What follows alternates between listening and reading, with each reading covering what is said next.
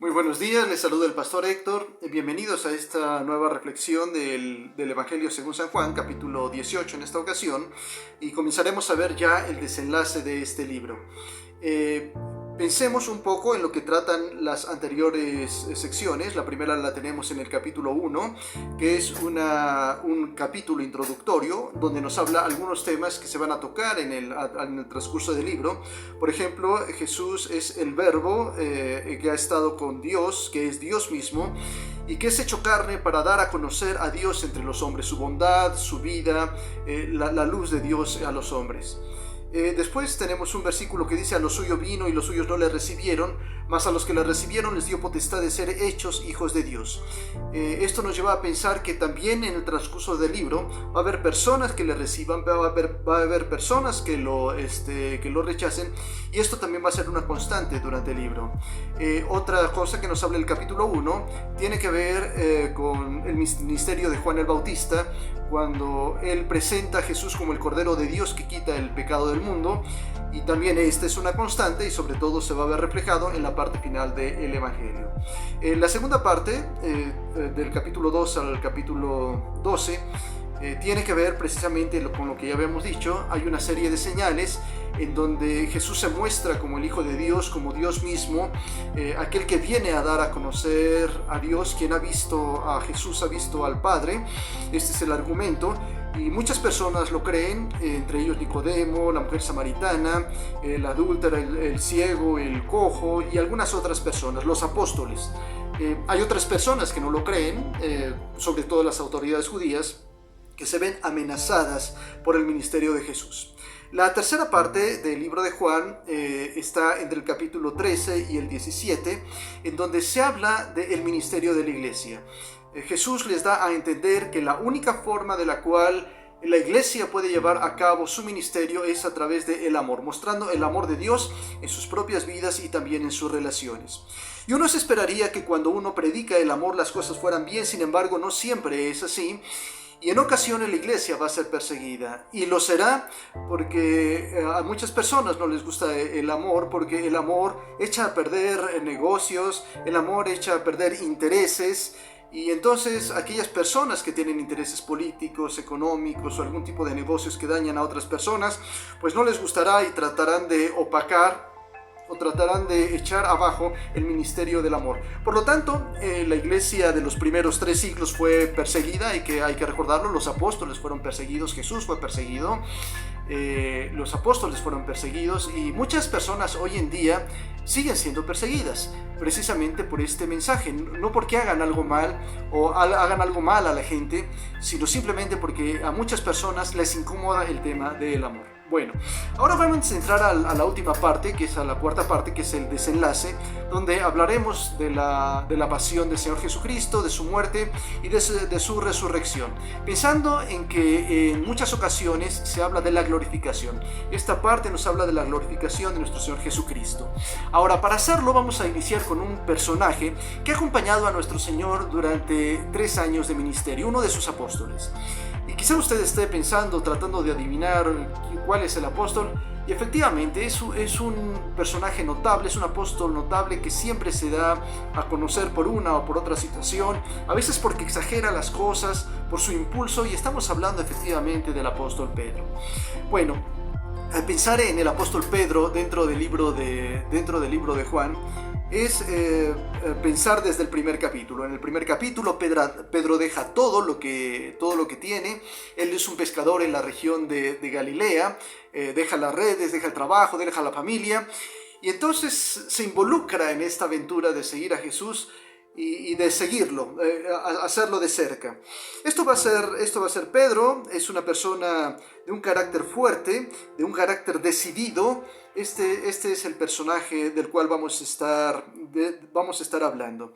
La segunda ocasión que aparece Pedro es en el capítulo 6, y seguramente ustedes recordarán el capítulo 6, en donde se habla de la alimentación de los 5,000, sin contar mujeres o niños.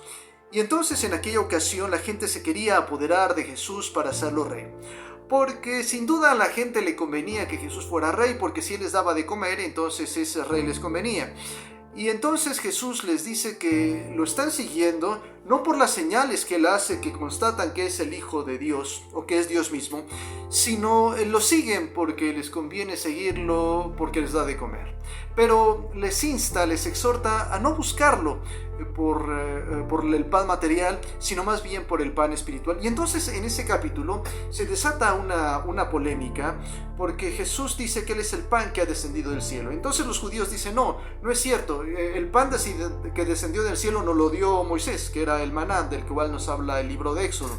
Jesús dice, no, porque las personas que comieron el maná murieron.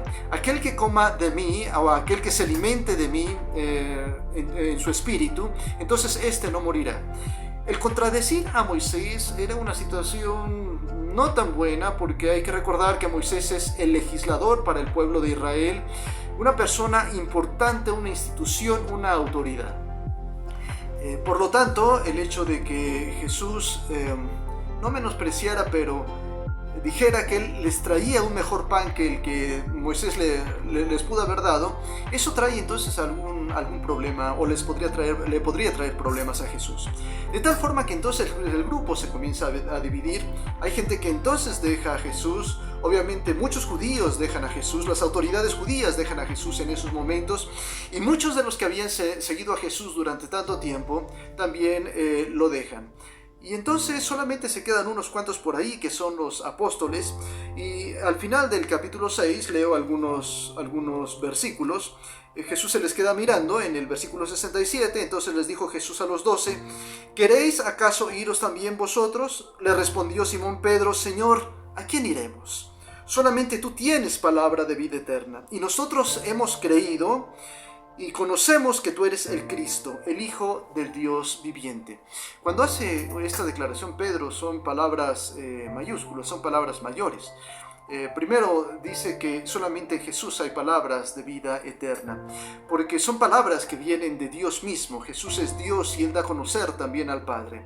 Por lo tanto, hay palabras de vida eterna, palabras que dan vida a las personas, en este caso a los discípulos y a todas aquellas personas a las cuales ha llegado el mensaje. Pero también dice que es el Cristo. Hay que recordar lo que es el Cristo para los judíos. El Cristo es el ungido, presentado o prometido desde el Pentateuco, después en los Salmos, en los libros históricos y también en los profetas. Entonces el Cristo es un personaje esperado por el pueblo judío. Y entonces Pedro cree que Él es el Cristo. Él toma a Jesús como el Cristo, cree que Él es el Cristo, el enviado, el que ha sido prometido por tantos siglos al pueblo judío. Pero también dice que es el Hijo del Dios viviente. Hay que recordar que en algunas ocasiones ya habían tratado de matar a Jesús por decir que Él era el Hijo de Dios. Y lo trataron de matar porque decían que lo iban a hacer, que lo iban a tratar de apedrear, porque él mismo se hacía hijo de Dios o se hacía Dios mismo. El hablar de que es el Hijo de Dios equivaldría entonces a Dios mismo. Y Pedro cree que Jesús es el Hijo de Dios, que da vida eterna, y además que es el Cristo. Él es el personaje. Mientras todos lo dejan, mientras todos lo abandonan, o mientras la mayor parte de los discípulos lo dejan por temor a los judíos, Pedro no lo hace. Pedro continúa entonces con Jesús y lo sigue, siempre lo va a seguir. Entonces es una reafirmación de lo que Pedro había comenzado a hacer. Bueno, la siguiente sección la tenemos en el capítulo 13. Ya hemos hablado un poquito acerca de esa cena en donde Jesús lava los pies a sus discípulos. Y entre sus discípulos también está Pedro, y Pedro dice: no me vas a lavar los pies jamás, porque Pedro tiene la idea muy mundana o cómo se maneja el mundo en cuanto a la cuestión de la autoridad. Pedro piensa que el maestro no le puede servir a él, no puede ser su servidor. Más bien, él debería de ser el servidor del maestro. Sin embargo, Jesús les quiere dar a entender que dentro del cuerpo de Cristo, dentro de la misión que va a desarrollar la iglesia, es importante servir a los demás. Pero en aquella ocasión Pedro le dice: no me lavarás los pies jamás.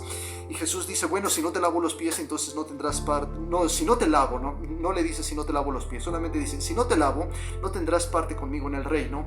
Entonces inmediatamente Pedro estaba pensando en un reino literal, en un reino político que Jesús estaba a punto de inaugurar en esta tierra.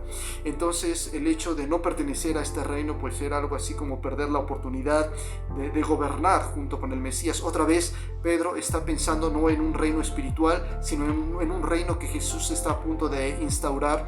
Hay que recordar que unos días antes Jesús había entrado a la ciudad de Jerusalén y lo habían vitoreado. Entonces Pedro todavía sigue entusiasmado y sabe que en cualquier momento entonces Jesús inaugurará el reino y pondrá a Israel por cabeza de las naciones. Sin embargo, esto no iba a ser así. Es decir, sí va a ser así, es algo que no se da todavía y que es parte de lo que dicen las profecías. Sin embargo, la profecía del advenimiento del Mesías tiene varias etapas y una es la parte espiritual, pero era algo que de repente los judíos no tenían muy en cuenta, sobre todo en este tiempo de ocupación romana.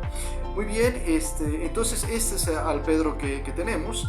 Es interesante porque al final del capítulo 13 Jesús se comienza a despedir de sus discípulos y entonces le dice a Simón Pedro, estoy en el capítulo 13, 36, le dijo Simón Pedro: Señor, ¿a dónde vas? Jesús le respondió: a donde yo voy no me pueden seguir ahora, mas me seguirán después. Y le dijo Pedro: Señor, ¿por qué no te puedo seguir ahora? Mi vida pondré por ti. Y Jesús le respondió: ¿Tu vida pondrás por mí? De cierto te digo, no cantará el gallo sin que me hayas negado 3 veces. Eso lo dice en el capítulo 13, en el capítulo de lavamiento de pies. Y entonces ahora llegamos al capítulo 18 y seguimos hablando de Pedro y vamos a ver lo que pasa en aquella ocasión. En el capítulo 17 termina la tercera sección, y entonces después del capítulo 17 parten los discípulos al Monte de los Olivos. Y estando en el Monte de los Olivos, Jesús es traicionado por uno de sus discípulos, que es Judas. Entonces Judas se acerca con la turba, se acerca con las autoridades del templo, con algunas autoridades romanas también, y entonces van a apresar a Jesús, y Simón Pedro hace algo interesante. Versículo 10, estoy en el capítulo 18, versículo 10. Entonces Simón Pedro, que tenía una espada, la desenvainó, hirió al siervo del sumo sacerdote y le cortó la oreja derecha, y el siervo se llamaba Malco. Jesús entonces dijo a Pedro: mete tu espada en la vaina, la copa que el Padre me ha dado, ¿no la he de beber? Entonces la compañía de soldados, el tribuno y los alguaciles de los judíos prendieron a Jesús y le ataron. Seguramente esto debe haber sido una situación incómoda para Pedro, porque Pedro veía desvanecerse todos sus sueños. De hecho, Pedro no es ningún cobarde, de tal forma que él saca la espada y le corta la oreja al siervo del sacerdote, del sumo sacerdote, pero Jesús le dice: no, guarda tu espada. Esto lo tengo que pasar. Y entonces Pedro tiene que guardar la espada, y entonces se queda atónito. Y seguramente por su mente debió de haber pasado: bueno, ¿qué es lo que está sucediendo? Yo pensé que se iba a levantar, pero ahora no lo hace. Ahora simplemente se deja apresar y se lo llevan los judíos, se lo llevan los romanos, y va a entrar entonces a un juicio. Entonces esto de repente le comienza a hacer ruido a Pedro, y seguramente ahora es mucho más clara, o son mucho más claras las palabras de Jesús cuando decía: será herido el pastor y el rebaño será disperso. Y en estos momentos comienza la dispersión, y Pedro sabe que las cosas no van bien. Entonces, bueno, sigamos pensando en Pedro, el versículo 15. Estoy en el capítulo 18, versículo 15. Y seguían a Jesús Simón Pedro y otro discípulo. A propósito, la Biblia no nos dice quién es este otro discípulo, pero ya que lo escribe Juan, es muy probable que Juan esté hablando de una tercera persona de sí mismo. Por lo tanto, asumimos que este otro discípulo es Juan. Y este discípulo era conocido del sumo sacerdote y entró con Jesús en el patio del sumo sacerdote, mas Pedro estaba fuera a la puerta. Salió pues el discípulo que era conocido del sumo sacerdote y habló a la portera e hizo entrar a Pedro. Entonces la criada portera dijo a Pedro: ¿no eres tú también de los discípulos de este hombre? Y dijo él: no lo soy. Lo había negado una vez. Hay que recordar que Jesús había dicho que lo negaría 3 ocasiones. Y versículo 18: y estaban en pie los siervos y los alguaciles que habían encendido un fuego, porque hacía frío y se calentaban, y también con ellos estaba Pedro en pie calentándose. Y salto al 25. Estaba pues Pedro en pie calentándose, y le dijeron: ¿No eres tú de sus discípulos? Él negó y dijo: no lo soy. Versículo 26, uno de los siervos del sumo sacerdote, pariente de aquel a quien Pedro había cortado la oreja, le dijo: ¿no te vi yo en el huerto con él? Negó Pedro otra vez y enseguida cantó el gallo. Y aquí no nos dice, pero hay otro evangelio que dice que después de esto Pedro lloró amargamente. Esta negación, de alguna forma, alguna traición o una traición. Entonces, al momento de pensar en esto, viene a mi cabeza aquellas clases de escuela dominical en donde nos hablaban de no negar al Señor, de mantenernos siempre firmes. Y entonces este pobre apóstol ha servido como ejemplo de lo que no se debería de hacer. No debemos de negar al Señor en los tiempos más difíciles. Bueno, por lo menos en el tintero, por lo menos en la reflexión o en la enseñanza, esto debería de ser cierto. Aunque en esta hora pensemos un poquito en Pedro y hay que pensar en por qué lo hizo. Ya hemos explicado lo que los judíos estaban esperando del Mesías y Pedro no era la excepción. Es decir, Pedro sí sabe que Jesús es el Mesías y lo ha seguido, pero la motivación de Pedro es tener algún cargo político. Y bueno, y seguramente muchos, no solamente Pedro, sino algunos de los que estaban ahí, también pensaban en eso. En cierta ocasión se desató alguna discusión que quién sería el mayor en el reino, y no estaban hablando del reino de los cielos, no estaban hablando del reino material. Entonces esto me lleva a pensar que los mismos discípulos estaban pensando en un reino. Después, en el libro de los Hechos, cuando Jesús está a punto de ascender, la pregunta de uno de ellos es: ¿restaurarás el reino a Israel en este tiempo? Están pensando otra vez en la política, están pensando en el reino político. Y esto era verdad, porque hay que recordar que los libros proféticos hablan de este reino político en el cual Jesús se levantaría, sería líder de Israel e Israel sería cabeza de las naciones. Así es que esto estaba profetizado y lo entendía perfectamente bien Pedro, lo entendían todos aquellos que victoriaron a Jesús en aquella entrada triunfal, y así entonces ellos lo esperaban. Sin embargo, también hay que ser honesto y hay que saber leer las escrituras. Por ejemplo, cuando hablamos del reino mesiánico en Isaías capítulo 9, nos habla de un reino de paz, de un reino de paz espiritual en la misma persona y también en el pueblo. Primero debe de venir la paz antes de que venga un reino político. Si no, entonces solamente es cambiar el poder y cambiar al opresor. Bueno, entonces esto es lo que esperaba Pedro y no se cumplió. Y por lo tanto, cuando vienen a apresar a Jesús, entonces para Pedro todo esto se viene abajo. Y entonces Pedro comienza a seguir a Jesús, lo hace de lejos y lo niega. 3 veces lo niega. Y entonces hay que pensar y hay que ser un poquito justo con Pedro, porque él tiene miedo, y tiene miedo porque ha perdido el control. Hasta estos momentos había tenido el control de la situación, había seguido a Jesús, sabía que las cosas iban bien. De repente Jesús decía algunas cosas como que no tenían mucho sentido, sobre todo cuando hablaba de su muerte. Pero de todos modos, hasta el momento en el cual Pedro corta la oreja de este siervo, Pedro sigue pensando que hay una revolución, que va a haber una revolución y que ellos son parte de este reino. Entonces por eso es que Pedro se anima a hacer esto. Sin embargo, ahora las cosas ya no son así. Jesús ha sido encadenado, Jesús ha sido atado con sogas y ha sido llevado al sumo sacerdote. Y entonces las cosas parecen no ir bien para Jesús, pero tampoco para Pedro, porque si Jesús muere, si el maestro muere, entonces los seguidores, los que habían seguido a Jesús, podrían ser acusados de sedición igual que su maestro, y podrían ser también muertos igual que su maestro. Por lo tanto, entonces ahora hay mucho cuidado en lo que está haciendo Pedro, y entonces lo niega. ¿Tiene razón? Sí, porque estamos en un tiempo de crisis. Bueno, no tiene razón, pero están en un tiempo de crisis y quizá lo podamos comprender nosotros. Cuando estamos en las crisis, muchas veces perdemos el piso, perdemos la noción de lo que pasa. Cuando todo se nos escapa de las manos, cuando hemos perdido el control de la situación, entonces entramos en crisis y podemos tener algún tipo de altercado con Dios, o podemos comenzar a perder la fe. Esta es una crisis de fe para Pedro. ¿No es cierto que cuando nosotros entramos a tiempos de crisis también, de fe, de nuestra fe, también llegamos a fallar?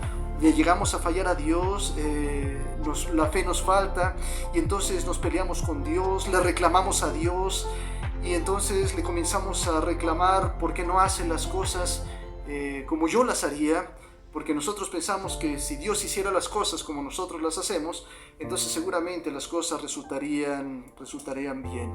En estos momentos muchas personas se han acordado de Dios, algunos para pedirle que sane a sus familiares, algunos pues para tratar de consolarse, o algunos también para reclamar. Hay personas que se han acercado para decir, ¿no es este tu Dios, el Dios de amor, que en estos momentos mira cómo nos tiene a todos? Y entonces sucede que cuando Dios no actúa de la forma que nosotros quisiéramos que actuara, entonces lo hacemos culpable. Me tocó una crisis a mí en el año 2002-2003, que fue cuando mi madre enfermó y al fin y al cabo ella murió. Y yo le reclamaba a Dios cómo era posible que Él permitiera que mi madre sufriera antes de morir. Cómo era posible que Él se la llevara, habiendo sido mi madre una mujer fiel a Dios. Y hay cosas que de repente no comprendía, y le soy honesto y le soy franco, le reclamé, y muchas veces hasta me peleé con Él. Hoy me avergüenzo de decirlo, pero es mi humanidad, es la forma de pensar y es la forma de la que muchos de nosotros pensamos. Es más, muchos de nosotros en nuestra falta de fe tratamos incluso hasta de chantajear a Dios. Si lo sanas, entonces te prometo que a partir de ahora voy a arreglar mi vida y voy a ir a la iglesia y voy a hacer entonces las cosas bien. Ok, entonces eso es lo que la gente hace, y eso es lo que también trataba de hacer Pedro, de tener el control de las cosas. Y mientras tenemos el control, entonces las cosas van bien, pero cuando perdemos ese control, entonces las cosas parecen no ir tan bien. Y eso es lo que hace Pedro, que niegue a su maestro. Entonces, bueno, decimos, no hay que ser como Pedro, pero ya he dicho hace un momento que muchas veces lo somos. Usted lo es, yo lo soy, y cuando entramos a tiempos de crisis, entonces tendemos a veces a dejar a Dios a un lado, a pelearnos con Él, a reclamarle, a decirle que Él no actúa como nosotros quisiéramos que Él lo hiciera. Y le reclamamos porque a veces los resultados no son como a nosotros nos gustaría. Es decir, que cuando el camino de Dios y nuestro camino no convergen, sino que cada uno va por su lado, entonces eso nos causa un conflicto. Pero hay que recordar algo. Hay que recordar que el dueño de la vida, el dueño de la historia, no somos nosotros. El dueño de nuestra historia es Dios, y Él sabe por qué suceden las cosas, por qué permite las cosas y por qué lo hace ahí en nuestra vida. Bueno, esta es la parte mala de Pedro, que lo niega, que niega a su maestro, aquel con el que había comido, había aprendido, lo había guiado, del que tantas cosas había aprendido. En estos momentos hay una desilusión y lo sigue, pero lo sigue de lejos. Pero bueno, esto me lleva a una parte final de mi reflexión, porque efectivamente Pedro lo niega, pero por el otro lado lo sigue. Es interesante porque hay que recordar que la mayor parte de los discípulos lo abandonaron, se fueron, no se acordaron más, y solamente hay este discípulo del cual habla Juan, que muy probablemente es él, y Pedro, y son los únicos dos que lo siguen. Entonces aquí hay algo bueno, y lo bueno es que a pesar de mis dudas, a pesar del conflicto, a pesar de que no haces lo que yo quiero, entonces te sigo. Entonces hay una ambivalencia. Por un lado estoy enojado contigo, por un lado has roto mis planes, por un lado has roto mis perspectivas, pero por el otro lado te sigo. Esto me lleva a pensar en una película, y si usted la puede adquirir, es buena, es un cine de arte que se llama El Juicio de Dios, y trata de los judíos en un campo de concentración, me parece que es Auschwitz, y entonces en este campo le hacen un juicio a Dios los propios judíos, y sucede que al final los judíos determinan que Dios es culpable de aquellas cosas que les están pasando a ellos. Y entonces determinan que es culpable, no todos, pero sí hay un tribunal, ellos hacen un tribunal ahí, determinan que Jesús es culpable, lo juzgan con la propia Biblia, entonces determinan que es culpable. Y entonces después algunos de esos judíos que habían determinado que que Dios era culpable, entonces cuando van a la cámara de gas, porque algunos de ellos tienen que terminar en la cámara de gas, uno le pregunta al otro ahí en la cámara de gas: ¿y ahora qué hacemos? Sí, hemos condenado a Dios, hemos puesto a Dios como culpable. Ahora la pregunta es, ¿qué vamos a hacer? Y entonces el otro comienza a recitar el Salmo 91, donde dice: Señor, nos has sido refugio de generación en generación, antes de que naciesen los montes y formases la tierra y el mundo, desde el siglo hasta el siglo tú eres Dios. Y sigue entonces recitando el Salmo.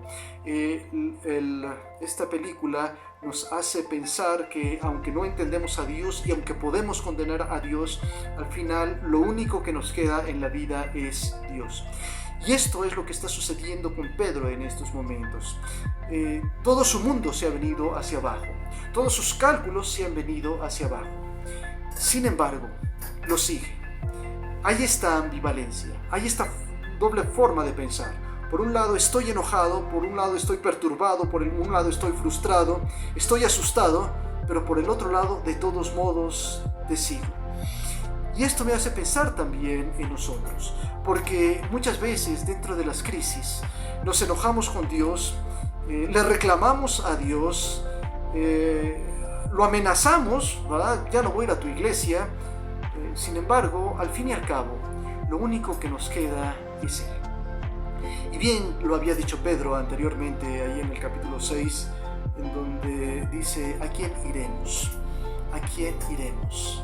¿A quién iremos si solamente tú tienes palabra de vida para nosotros? Es comprensible, mi hermano, mi hermana, la crisis. Es comprensible que la crisis haga flaquear nuestra fe y que entonces podamos comenzar a escuchar voces que no debemos de escuchar y comencemos a dejar a Dios o de confiar en Dios, pero en el fondo, sabemos que aunque la crisis sea grande y aunque otros nos digan: a ver, ¿en dónde está tu Dios? Si es que tu Dios existe. A pesar de que eso sucede, sabemos que en el fondo, al único que podemos recurrir en esos momentos más amargos, más difíciles y más oscuros, es a nuestro Dios. ¿Qué loquera de Pedro, no? Era una locura de Pedro. ¿Por qué seguir a Jesús? ¿Por qué seguirlo en esas condiciones? Sí, por un lado decimos: uy, qué malo Pedro que lo negó. Pero por el otro lado hay que admirar a Pedro, porque quizás yo hubiera salido corriendo, yo me hubiera ido a esconder. Sin embargo, lo que hace Pedro es una locura, y lo que hace Pedro y lo que hace este otro apóstol es una locura. Seguir a Jesús, sí, efectivamente lo niegan, pero de todos modos lo siguen, y saben que en cualquier momento se va a descubrir la verdad, y ellos están cerca del Maestro. Entonces esto los mete a ellos en un tremendo aprieto. Es una locura lo que hace Pedro.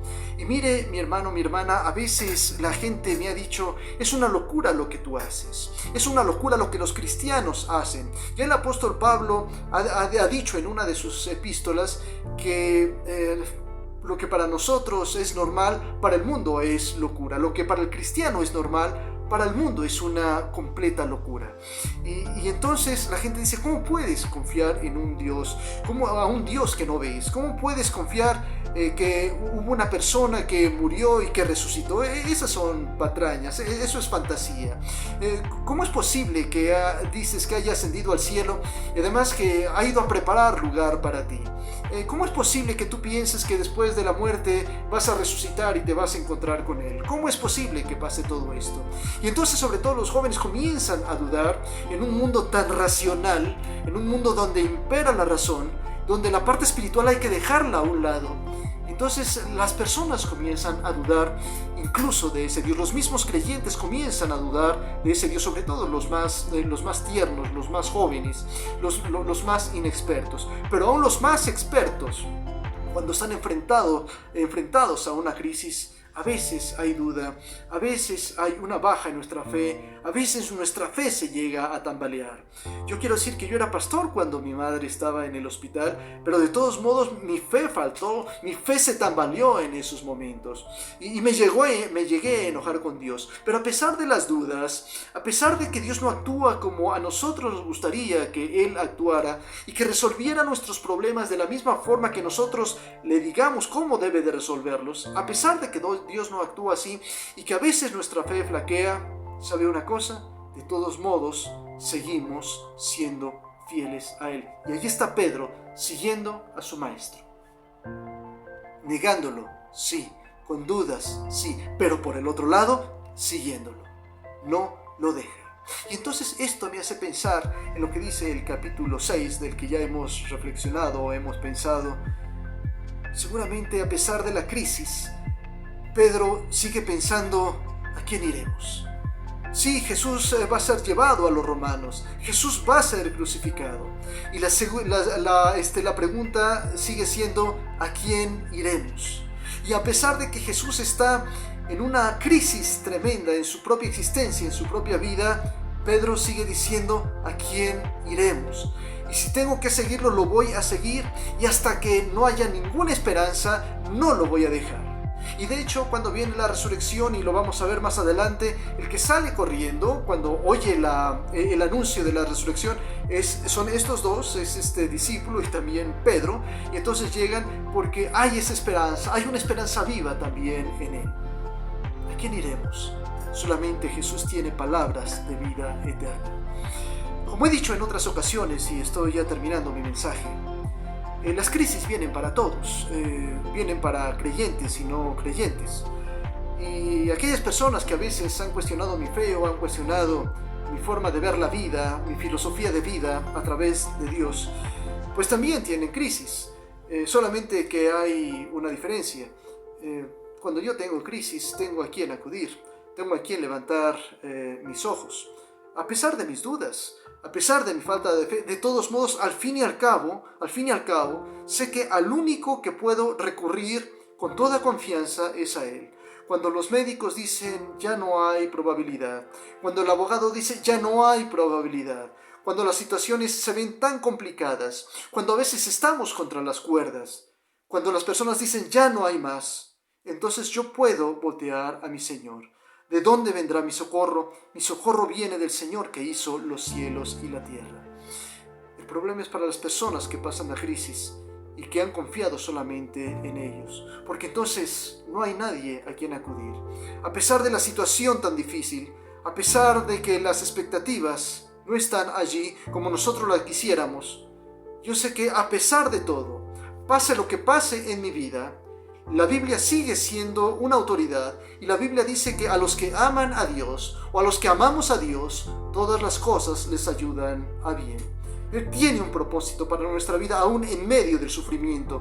Y aún en medio del sufrimiento yo pongo mis ojos a Él, levanto mis ojos a Él y le digo, Señor, mis expectativas no están siendo cumplidas, mis planes no están siendo cumplidos, la vida no está saliendo como a mí me hubiera gustado que saliera. Pero ¿sabes qué? A pesar de todo y a pesar de que yo vea que todo está de cabeza, que todo está al revés, ¿a quién puedo ir? ¿A quién puedo confiar? ¿En quién puedo poner mi confianza en estos momentos si no es en ti? Y tengo una esperanza. Y quiero decir que a pesar de las circunstancias tan difíciles, Él no me ha dejado. En los momentos de aflicción, Él no me ha dejado, ni me ha abandonado. Y las cosas han salido, y a veces de forma inexplicable, pero las cosas han salido y han ido adelante. ¿Cuál es mi invitación? Mi invitación para ti es que tú vivas esta locura que vivió Pedro. Y la locura de Pedro, por eso puse la locura de seguir a Dios. Es decir, Pedro sigue a Dios, Pedro sigue a Cristo. Cuando Jesús es llevado ante Caifás y después ante Pilatos, Pedro puede estar por ahí también. Es una locura lo que está haciendo, pero de todos modos lo sigue. A pesar de que las cosas están en contra, de todos modos lo sigue. Y esa es la buena cosa de Pedro. Así es que quizá la siguiente ocasión que tengamos que hablar de la negación de Pedro, también tenemos que hablar de las cosas buenas que Pedro tiene y que Pedro nos enseña. Seguirlo a pesar de todo. Y quiero decirle que Dios no defrauda. Y dice el libro de Romanos algo importante, que dice que la prueba produce un carácter aprobado. Un carácter aprobado, y esto produce esperanza, y la esperanza no avergüenza, porque esta esperanza está fundada en el amor de Dios. Así es que aunque veamos las cosas de una forma terriblemente oscura, aunque veamos que la crisis está en su grado máximo, como lo estaba viendo Pedro en esos momentos cuando apresaron a su maestro, de todos modos tenemos que confiar que todo está bajo el control de Dios. Aún la muerte de nuestro Señor Jesucristo, cuando Él fue a la cruz y murió, y que eso hubiera sido todo para los discípulos, aún eso estaba en el control de Dios. Y más adelante resucitaría, y más adelante iría adelante y nos formaría y nos resucitará también a nosotros. ¿Usted lo cree? Sí, sí lo creo. ¿Por qué lo cree? Primeramente porque la palabra lo dice. Pero lo más importante es que he dejado que Jesús viva en mi vida, que Dios viva dentro de mí. Yo quiero decirle una cosa. Para mí sería muy difícil si el día de hoy, en la noche, alguien borrara el cassette, mi disco duro, acá de mi memoria, y entonces quitara la palabra Dios. Entonces que el día de mañana Dios no existiera para mí. Para mí sería tan difícil, para mí sería algo inaudito. No podría pensar en que Dios no existe. Por supuesto que Dios existe. No me puede caber aquí en la memoria, en la cabeza, que Dios dejara de existir. Y le voy a decir por qué. Porque hay alguien que dice que lo que yo creo es cierto. Pero no solamente esto, sino que lo he experimentado. Y este es el punto. Nadie me tiene que decir, nadie me tiene que comprobar que Dios existe o no existe. Nadie me tiene que comprobar eso. Muchas personas lo han tratado de hacer, ¿sabe? Pero yo sé que existe porque vive en mí, porque lo siento, porque lo vivo, porque las decisiones que tomo están sancionadas por Él, porque no podría tener sentido mi vida si en la mañana yo me levantara y no le diera las gracias, o si fuera en la noche a mi recámara y no le diera las gracias por ese día. No, para mí no tendría sentido, y esta vida sería una vida terriblemente fea. Jesús vive en mi vida, Dios vive en mi vida. ¿Resultados? Sí, hay buenos resultados. Mi familia, paz espiritual, gozo aún en medio de las aflicciones, paz en mi propia vida. Sí, hay resultados, y hay resultados bellísimos. Resultados que aquellas personas que a veces han criticado mi fe, a veces no los pueden tener. Pero yo les invitaría a esas personas, y le invitaría también a usted, que pueda vivir esta locura, esta locura de Pedro. Quizá primeramente se lo tengo que decir a las personas que han creído en Cristo, en medio de la aflicción, en medio de las situaciones tan difíciles. Siga a Dios, sígalo. A pesar de sus dudas, sígalo. Porque al fin y al cabo, ¿a quién podemos ir si solamente Él tiene palabra de vida eterna para nosotros? Y si usted es una persona que aún no ha seguido a Jesucristo en su vida, lo invito a que lo haga. Lo invito a que le abra su corazón. Le invito a que le deje entrar a su vida. Y deje que el Espíritu Santo entre a su vida. Y que Él mismo le dé testimonio a su espíritu de que usted es un hijo de Dios. Entonces no habrá nadie ni nada, ni duda alguna, de que Jesús vive en nuestras vidas. Y Él perdonará su pecado. Y Él perdonará su vida.